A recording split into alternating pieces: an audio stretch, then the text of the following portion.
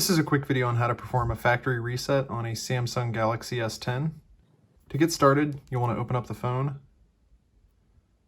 go to Settings,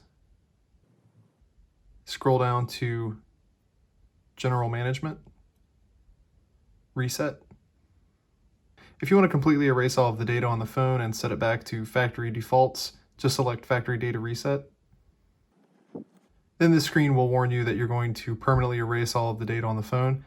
If you wish to proceed, just scroll down to the bottom and hit Reset. You'll have to draw the pattern or enter your password here. And then once more, it'll ask you to confirm that you want to proceed. If you do, just hit Delete All. And then the phone will start the factory reset process. This takes a couple minutes, so I'm going to go ahead and set it down here and then pick it back up when it's done. Let's get started. Let me help you get set up more easily by guiding you through the steps.